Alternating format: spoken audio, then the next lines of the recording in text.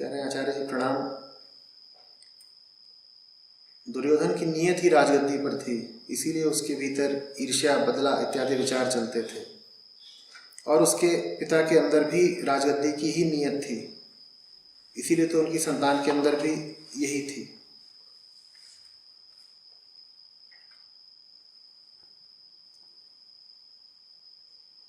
क्या नियत से नियत उत्पन्न होती है? संगत तो धृतराष्ट्र को भीष्म पितामह की भी मिली थी, फिर भी धृतराष्ट्र नहीं बदला।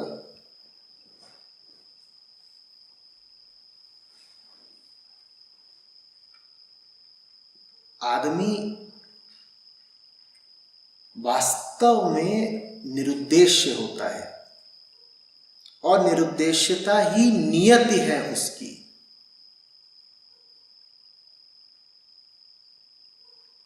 आदमी वास्तव में निरुद्देश्य होता है, और निरुद्देश्यता ही नियति है। लेकिन संगत के कारण नियत आ जाती है, नियति छुप जाती है। वो जिसका कोई मकसद नहीं हो सकता, उसे बहुत मकसद मिल जाते हैं, और चूंकि उसे बहुत मकसद फिर मिल जाते हैं, इसीलिए अध्यात्म उसे एक आखिरी मकसद देता है कि अब बेमकसद हो जाओ। समझना, ये 3 चरण की बात है। शुद्धतम और आधारभूत बात यह है कि तुम बेमकसद हो, तुम निरुद्देश्य हो।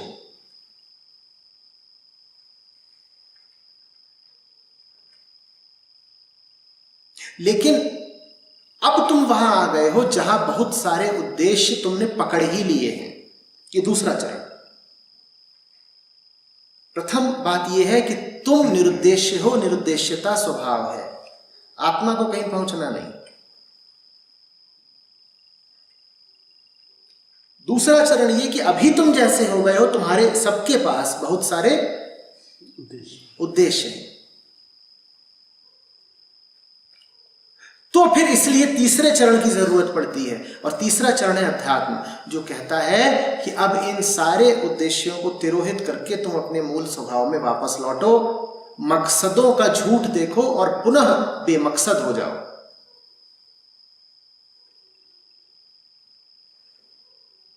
तो पहले चरण की जो हमने बात करी वो है नियति की, नियति है निरुद्देश्यता। दूसरे चरण पर हमने जो बात करी वो है नियत की। आदमी होना माने नियत से भरा हुआ होना। और फिर तीसरे चरण की बात है कि एक आखिरी नियत लेकर के आओ कि अब नियत में वापस जाना है। वो आखिरी नियत होती है, वो आखिरी इरादा होता है, वो आखिरी और उच्चतम संकल्प होता है। वो ऐसा संकल्प होता है जो तुम्हें बाकी सारे संकल्पों विकल्पों से मुक्त कर देता है। ठीक। गुजरात से प्रणाम आचार्य जी। व्यास ही रचयिता है महाभारत के, और महाभारत के एक पात्र भी हैं। इसका क्या मतलब? इसका मतलब है कि कुछ सीखो। इसका मतलब यह कि कुछ सीखो।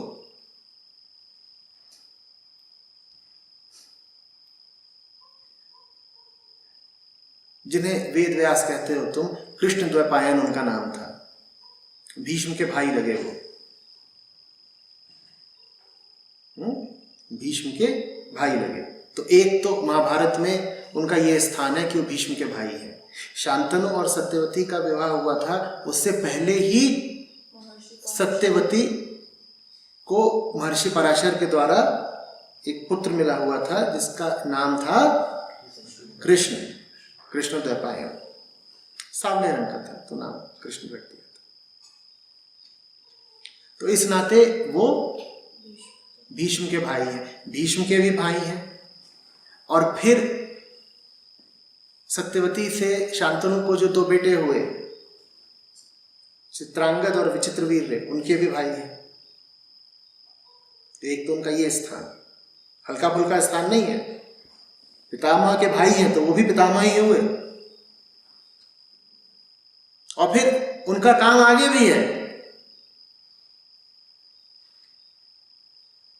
चित्रांगद युद्ध में मारे गए, विचित्रवीर्य बीमार होकर चल बसे, अब सत्यवती का अर्थात शांतनु का वंश कौन बढ़ाएगा? अब कहने को तो भीष्म भी सत्यवती के बेटे ही हुए, लेकिन सत्यवती ने तो खुद ही उन्हें प्रतिज्ञा दिला दी थी, क्या आजीवन अब वो कुंवारे ही रहेंगे। तो मां है और एक बेटा है और दूसरे बेटे की बहू है घर में, यही 3 बच्चे हैं। मां कौन? सत्यवती। बेटा कौन? भीष्म। और बहू बैठी हुई है एक। फिर मां को याद आया अपना वो बेटा जो विवाह से पहले का है, उसका क्या नाम? वेदव्यास। वेदव्यास क्यों बोलते हैं उनको? क्योंकि वेद पहले 4 हिस्सों में विभक्त नहीं थे। तो व्यास ऋषि ने वेदों का जो पूरा साहित्य था, सारी ऋचाएं थी, उनको 4 हिस्सों में बांटा ताकि पढ़ने में सुविधा हो जाए, ताकि उनको आत्मसात करना थोड़ा और सरल हो जाए। तो इसलिए वेद व्यास कहलाए। तो फिर मां को अपना वो पहला और सबसे बड़ा बेटा याद आया, तो सत्यवती ने बुलावा भेजा कि आओ बेटा, तुम्हारे छोटे भाई की बहू, छोटे भाई की पत्नी घर में बैठी हुई है और वंश चलाने वाला कोई नहीं, आकर के गर्भ दो इसको। तो वेदव्यास आए। वैसे तो ऋषि हैं, पर उन दिनों ये चलता था। तो वेदव्यास आए और फिर जो रानियां थी उनको एक एक बेटा दिया। एक दासी भी कहीं से लपेट में आ गई, उसको भी एक बेटा दे दिया। उसी बेटे का नाम फिर पड़ा विदुर। तो वेदव्यास इस हद तक इस पूरी कहानी में सम्मिलित हैं। वास्तव में ये पूरी कहानी वेदव्यास के खानदान की है, क्योंकि धृतराष्ट्र, पांडु सब किसके बेटे हुए?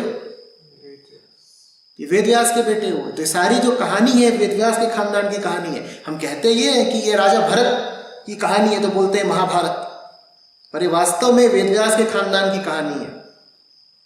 इस हद तक गुत्थम गुत्था है इस कहानी में वेदव्यास।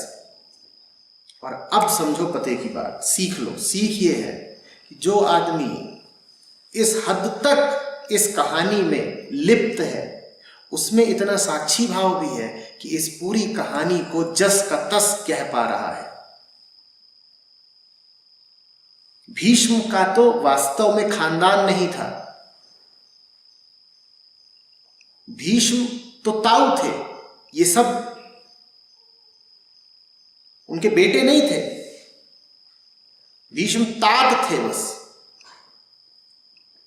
वेदव्यास तो पिता हैं, और पिता होते हुए भी उन्होंने कहा, आया था मां सत्यवती, तूने कहा मेरी बहुओं को पुत्र प्रदान करो, मैंने पुत्र दिया और अब मैं चला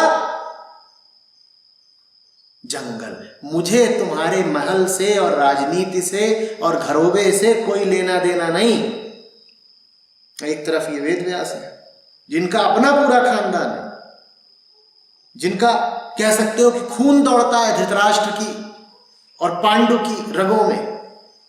दुर्योधन भी उन्हीं का बेटा है और अर्जुन भी उन्हीं का बेटा है। तो वास्तव में जो लड़ाई हो रही है ये वेदव्यास के बच्चों की आपसी लड़ाई है।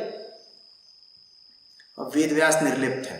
उन्होंने कहा, मां तूने एक काम के लिए बुलाया था, मैं जंगल छोड़ के आया, 3 बेटे दिए तुमको, मैं जंगल चला। मेरे पास बहुत बड़ा काम है, बहुत बड़ा उपक्रम है, बहुत बड़ा प्रोजेक्ट है मेरे पास। और क्या काम है मेरे पास? मैं 4 वेद तैयार कर रहा हूं। ये छोटा काम है। उन्होंने कहा, तुमने थोड़ी देर को सहायता मांगी, मैं आ गया, पर यह सब मेरा काम नहीं है कि महलों में रहूं और बच्चे बड़ा करूं। ये सब मेरा काम नहीं है। तुम्हें बच्चे चाहिए तो मैंने दे दिए, अब मैं जा रहा हूं, तुम पालती पोसती रहो, मैं जा रहा हूं, मैं अपना काम करूंगा। कृष्ण द्वैपायन को वेद व्यास होना है, व्यास को महर्षि व्यास होना है, वही स्वभाव है उसका। वो चला जंगल, वहां वो अपना काम कर रहा है। वहां पर वो वेदों की पूजा में, सत्य की आराधना में है। और यहां ये पूरा परिवार आपस में सरफटौल कर रहा है। इसको तो करना ही है, और क्या करेगा। यहां परिवार, वहां जूतम पैजार, चल रही है महाभारत, और इस पूरी महाभारत के वेद व्यास मात्र दृष्टा है, मात्र साक्षी है। इशारा समझना, जो वेदों के साथ रहेगा वो हर महाभारत का साक्षी हो जाएगा।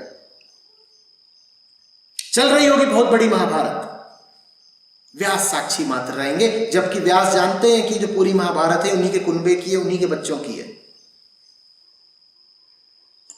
व्यास कह रहे हैं हमें कोई लेना देना नहीं, हम हाल बता देंगे, हम लिख तो देंगे ताकि आने वाली पीढ़ियों को सबक मिले, लेकिन हम जाएंगे नहीं बीच में लिप्त होने, शामिल होने। इस पूरी बेवकूफी में हम शुमार नहीं होने वाले। किसी ने मदद मांगी थी तो हम आ गए,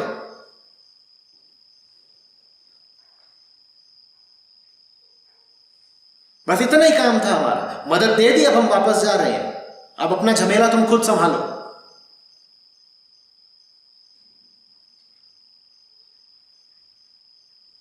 बात समझ रहे हो? जो वेदों के साथ है वो हर महाभारत का दृष्टा हो जाता है।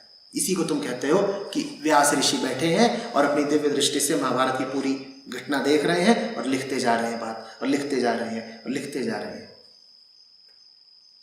और युद्ध भर का नहीं लिखा, उन्होंने सब कुछ लिखा है शुरू से लेकर अंत तक।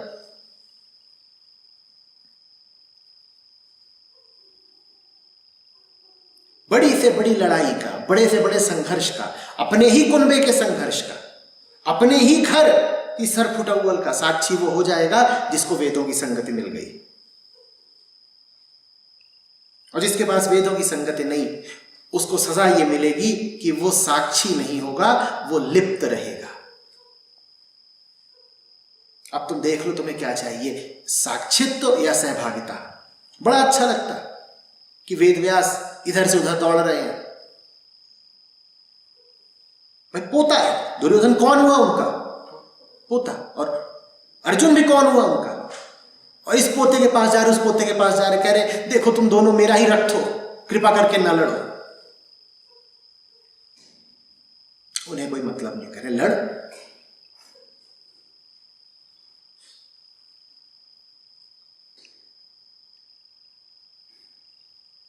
भूलना मत कि महाभारत तुम्हें कौरवों पांडवों ने नहीं दी है, महाभारत तुम्हें वेद व्यास ने दी है। और ये भी याद रखना कि श्रीमद् भगवद गीता महाभारत ग्रंथ का ही एक अंश है।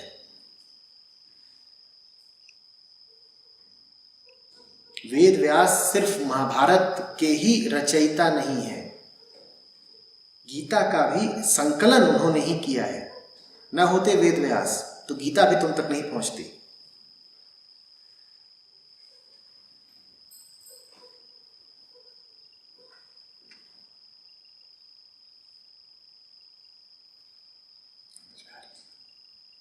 और व्यास अगर व्यास होते तो भी सिर्फ गीता नहीं पहुंचती तुम तक। व्यास अगर व्यास ही होते, व्यास अगर कृष्ण द्वैपायन नहीं होते तो भी गीता नहीं पहुंचती। वेद व्यास थे इसलिए गीता पहुंचती तुम तक।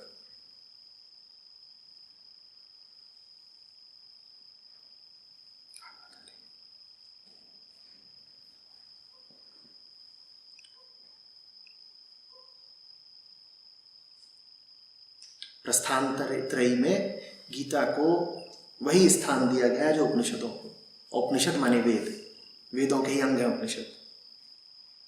तो ये कोई संयोग भर नहीं है कि जिसने तुम्हें वेद दिए उसी से तुम्हें गीता भी मिली।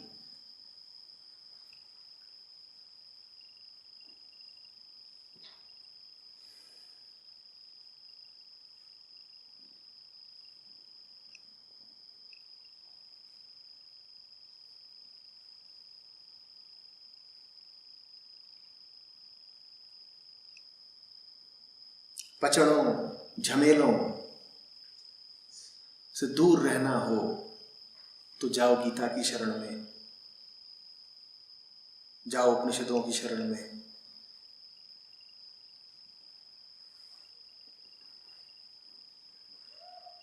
वेद व्यास को याद रखो। इतनी बड़ी महाभारत और वेद व्यास उससे असंपृक्त।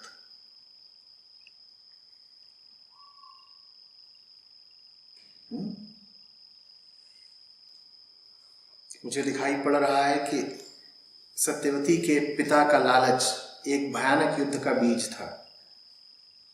भीष्म एक कुशल राजनेता और विद्वान होते हुए भी ये देख क्यों न सके? क्या उनका अपना भी कोई लालच था? हमारे जीवन में जब लालच बीज रूप में ही हो तो उसे कैसे देखें?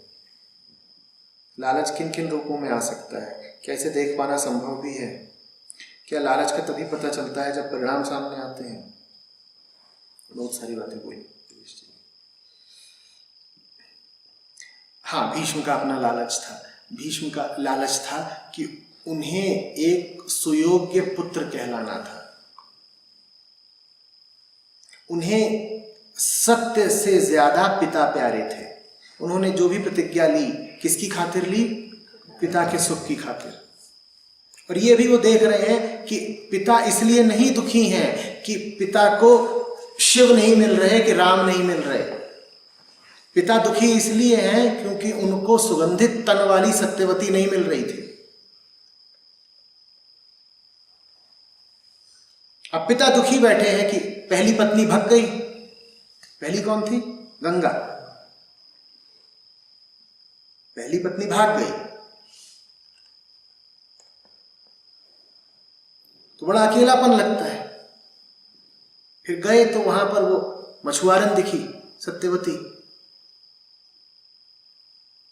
कहानी कहती है कि पहले उसे दुर्गंध आती थी, फिर ऋषि आए, ऋषि ने उसको कुछ वरदान दे दिया तो सुगंधित हो गई, उससे सुगंध की लपटें सी निकलने लगी। ऐसी वो बात कुछ नहीं है। मछुआरन है तो शरीर से थोड़ी बास आना जाहिर सी बात है। फिर कोई ऋषि आए होंगे, कुछ जड़ी बूटी दे गए होंगे कि लगा लिया कर तो बदबू कम मारेगी।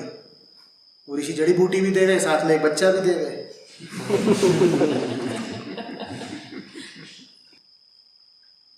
पहले ऐसे ही था मामला, खुल्लम खुल्ला। महाभारत तुमको बड़ी शिक्षा देगी। यहां कोई शर्म लिहाज नहीं है, आवश्यकता भी नहीं। बात मजाक से आगे की भी है।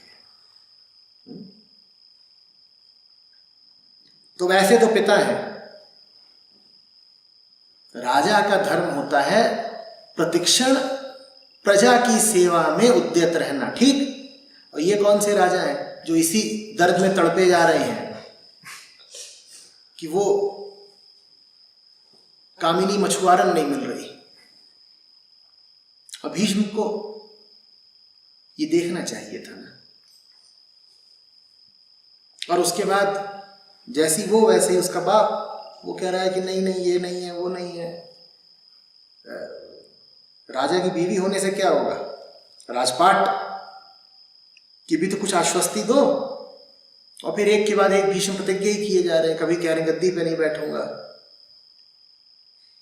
कभी कह रहे हैं कि कुंवारा रह जाऊंगा, और फिर कह रहे हैं कि नहीं, सदा सिंहासन का सेवक रहूंगा। तो ये भीष्म का लालच था कि सुयोग्य पुत्र कहलाओ। भीष्म ने भी देह के रिश्ते को बड़ी प्रधानता दे दी। भीष्म प्रतिज्ञा न हुई होती तो महाभारत नहीं हो सकती थी। जब भी कभी तुम सच से ज्यादा किसी को भी अहमियत दोगे, चाहे वो तुम्हारा बाप ही क्यों ना हो, नतीजे बहुत बुरे आएंगे। भीष्म ने यही कहा है कि बाप बड़ी चीज है, बाप की खातिर कुछ भी कर जाओ। तो लो, हो गई महाभारत। फिर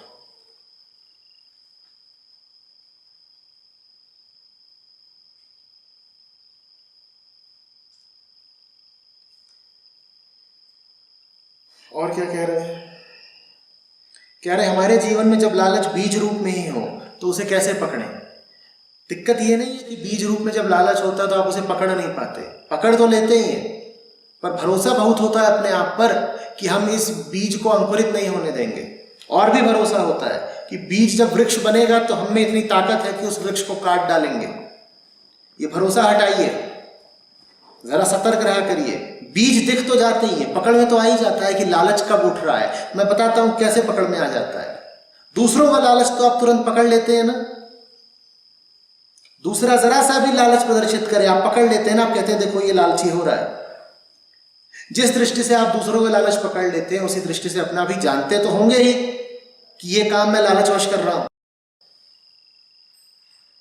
जानते हैं पर एक झूठा भरोसा है अपने ऊपर। आप कहते हैं थोड़ा सा लालच दिखा भी दिया तो क्या हो जाएगा, हम में बहुत दम है, लालच का अगर कुछ परिणाम आएगा तो उसको झेल लेंगे। ये अपने ऊपर से झूठा भरोसा हटाइए। जब भी दिखाई दे कि जरा सी भी गलती हो रही है, बिल्कुल चौंक जाइए, ठिठक जाइए, खड़े हो जाइए, डर जाइए, कहिए कि अनर्थ हो रहा है, विष बीज है, इससे विष वृक्ष उठेगा, और जब उठेगा तो मेरी उसके सामने कोई हैसियत नहीं होगी, असहाय हो जाऊंगा। अभी मौका है, अभी रोक दूं, अभी ना रुका तो कभी नहीं रुकेगा। लालच किन किन रूपों में आ सकता है? जितने रूप होते हैं सब लालच के होते हैं। रूप माने लालच। ये मत पूछिए लालच किन किन रूपों में आ सकता है। जो भी चीज रूपधारी है वो ललचा सकती है। सदैव सतर्क रहें। जब आप पूछ रहे हैं लालच किन रूपों में आ सकता है, तो शायद आप ये सुनना चाहते हैं कि लालच किन रूपों में नहीं आ सकता है। कोई भेद मत करिए, प्रत्येक रूप ये ताकत रखता है कि आपको आकर्षित कर दे और फिर आपको आसक्त कर ले।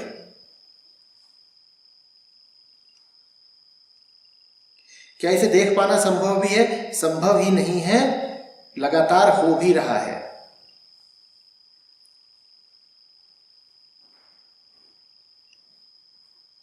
एकलव्य ने द्रोण की मांग मानी। ये कैसी दक्षिणा? अपना अंगूठा ही दे दिया। हमें लगता है बड़ा अन्याय हो गया। अन्याय कुछ नहीं हो गया। समझो एकलव्य को। द्रोण ने थोड़े ही दीक्षित किया था एकलव्य को। द्रोण माने शारीरिक गुरु। शरीर का तो कोई गुरु एकलव्य को मिला ही नहीं, या मिला? द्रोण की तो प्रतिमा भर थी, और किसी न किसी की तो प्रतिमा बनाओगे, उसने द्रोण की ही बना दी। एकलव्य को द्रोण आए थे क्या शिक्षा देने? तो एकलव्य के पास शरीर रूप में कोई गुरु नहीं था। एकलव्य का वास्तविक गुरु कौन है? राम। वो सिखा रहे हैं एकलव्य को। प्रतिमा से क्या फर्क पड़ता है? किसी की बना दो, हर प्रतिमा का कोई ना कोई चेहरा होगा, कोई नाम दे दो। सिखाने वाला तो राम था, एकलव्य तो शिष्य था राम का। इसीलिए उसने कहा कि जब शरीर का गुरु नहीं चाहिए था सीखने के लिए, तो फिर शरीर की ऐसी क्या हैसियत कि उसको बचा के रखूं। आज अगर संयोग ऐसा आ गया है कि इस शरीर का अंगूठा कोई मांग रहा है तो दे देंगे। अंगूठा जब दिया है उसने तो साथ ही ये भी कहा है, आप ले जाओ अंगूठा, मैं 4 उंगलियों से ही चला लूंगा, और 4 उंगलियों से भी अगर मेरे राम चाहेंगे तो बाण वैसे ही चलाऊंगा जैसा अंगूठे का उपयोग करके चलाता था। एकलव्य की कहानी शरीर से आगे जाने की कहानी है। एकलव्य ने कहा शरीर का गुरु नहीं मिल रहा, कोई बात नहीं, हमें सिखाने वाला गुरु दूसरा है। उससे सीखा एकलव्य ने।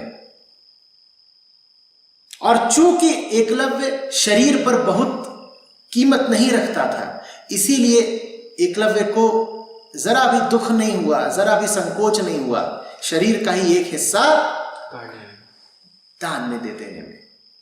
द्रोण भिखारी समान खड़े एकलव्य के सामने। एकलव्य कह रहा है, अरे जाओ तुम शरीरवादियों, तुमने अधिक से अधिक मांगा भी तो क्या मांगा? शरीर का एक छोटा सा हिस्सा मांगा, जाओ ले जाओ। हमें सिखाने वाला वो है जो किसी शरीर में वास नहीं करता और सब शरीर जिसके शरीर है, हम उससे सीखते हैं। हमें सिखाने वाला सब शरीरों का प्राण है और स्वयं अशरीरी है, हम उससे सीखते हैं। तुम्हें शरीर का हिस्सा चाहिए, जाओ ले जाओ। और यकीन जानना, वो अंगूठा इत्यादि दे देने के बाद भी एकलव्य का कुछ बिगड़ा नहीं होगा। एकलव्य अगले तल पर पहुंच गया होगा, न सिर्फ शस्त्र साधना के बल्कि अध्यात्म साधना के। द्रोण का किस्सा होने से पहले तो एकलव्य सिर्फ शस्त्रधारी था। इस अंगूठे को दान देने के बाद एकलव्य का जीवन सफल हो गया होगा। पहले तो उसके पास सिर्फ शस्त्र विद्या थी। अंगूठा जिस दिन दे दिया उस दिन समझ लो कि वो अगली श्रेणी में पहुंच गया, अगली कोटि में पहुंच गया। उसके मन का ऊर्ध्वगमन हो गया, ऊंचा उठ गया। ये भला हुआ एकलव्य के साथ। तुम्हें अगर दया करनी है तो द्रोण जैसों पर करो, एकलव्य पर नहीं। मेरा सवाल यह है कि गंगा तो नदी है ना, शांतनु ने उससे शादी कैसे कर ली? ये असली सवाल है बेटा। उस समय पर ऐसा चलता था। ऐसा ये नहीं चलता था कि लोग नदियों से शादी करते थे। चलता ये था कि जो वानरों की पूजा करते थे, प्रकृति की पूजा का रिवाज था। जो वानरों की पूजा करते थे वो अपने आप को नाम ही दे लेते थे कि हम हैं वानर। तो हनुमान कोई वानर नहीं थे, हनुमान भी पुरुष ही थे। वो वानरों की पूजा करने वाले समुदाय से थे, वो वानरों की पूजा करने वाले कबीले से थे, तो वो अपने आप को वानर बोलते थे। इसी तरीके से अन्य जीवों की या कि पहाड़ों की जो पूजा करते थे वो अपने आप को नाग इत्यादि भी बोलते थे। गंगा के तट पर जो जातियां रहती थीं वो अपने आप को गंगा ही कहना शुरू कर देती थी। तो गंगा एक स्त्री थी। गंगा नदी से शांतनु ने नहीं शादी करी थी। गंगा एक स्त्री थी जो गंगा तट पर रहती थी।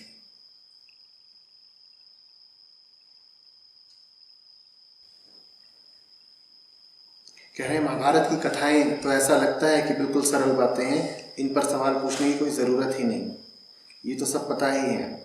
लेकिन भीतर से मुझे ये भी पता है कि मुझे कुछ नहीं पता। और कई बार तो आचार्य जी आपने ही अनुभव करवा दिया कि गीतों, कथाओं, दोहों इत्यादि की जो व्याख्याएं मैं पहले सच मान बैठा था, उसकी असली व्याख्या जो आपने दी कितने भिन्न तल की थी। लेकिन अहंकार फिर भी इतना प्रबल है कि सवाल पूछना ही मुश्किल है। ऐसा भी नहीं कि सवाल मैं पूछना नहीं चाहता, लेकिन भीतर एक छोटी निश्चयता का भाव है कि मुझे ये भी पता है, वो भी पता है। ये निश्चितता मुझे सवाल पूछने नहीं देती। आपसे विनती है कि मैं कैसे और क्या होकर महाभारत की कथाओं का पाठ करूं ताकि मैं भी अर्जुन की तरह अपने ज्वलंत प्रश्न पर पहुंच सकूं। वेदव्यास कह गए थे कि महाभारत जीवन के सामने एक समूचा आईना है। जो कुछ महाभारत में है वही जीवन में है, और जो महाभारत में नहीं है वो जीवन में नहीं पाया जाएगा। महाभारत जितेंद्र तुम्हारे लिए तभी उपयोगी है जब तुम्हें महाभारत का एक एक किरदार अपने जीवन में दिखाई दे। महाभारत इसलिए नहीं पढ़ाई जाती कि तुम्हें भीम, अर्जुन, दुर्योधन और द्रौपदी इत्यादि के बारे में कुछ ज्ञान हो जाए। महाभारत इसलिए नहीं है कि तुम उसे पढ़ो और उसमें पाओ कि वन है, पहाड़ है, नृत्य है, स्त्री है, पुरुष है, रंगरेलियां हैं और युद्ध है, और ये सब पढ़ के तुम्हारा मनोरंजन हो। महाभारत इसलिए है ताकि महाभारत की संगति में तुम अपने जीवन को साफ देख पाओ।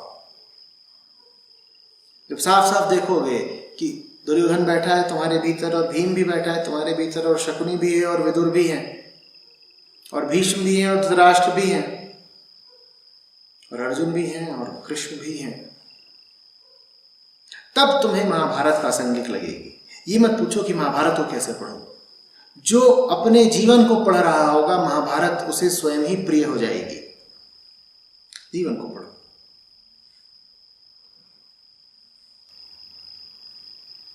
जी, वेदव्यास ने मना क्यों नहीं किया संतान लेने से जब वो इतने समझदार थे? संतान के होने में थोड़ी ही कोई बुराई है। संतान को वेदों से ऊपर समझ लेने में बुराई है। संतान का पैदा होना प्रकृति का चक्र है। बच्चा पैदा करके कोई पाप थोड़ी कर दिया किसी ने।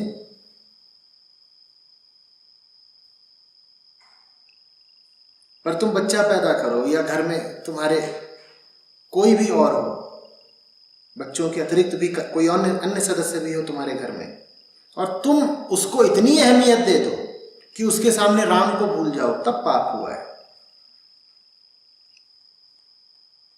वेद व्यास ने कहा, माँ बुला रही है, कह रही है बच्चे चाहिए, ले लो, पर उलझने की हमारी कोई तैयारी नहीं है।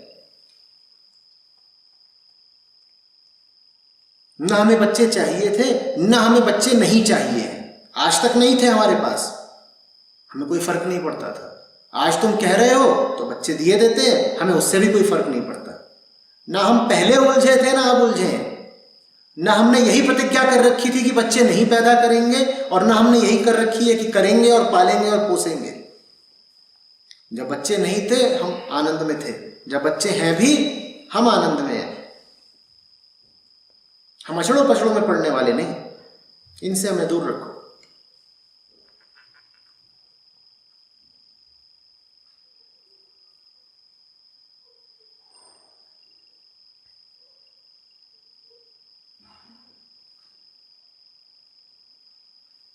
ब्रह्मचर्य यह नहीं है कि बच्चे नहीं पैदा किए, ब्रह्मचर्य यह है कि ब्रह्म सर्वोपरि है, सबसे ऊपर ब्रह्म है, नीचे बच्चे हो ठीक है, नहीं हो तो भी ठीक है।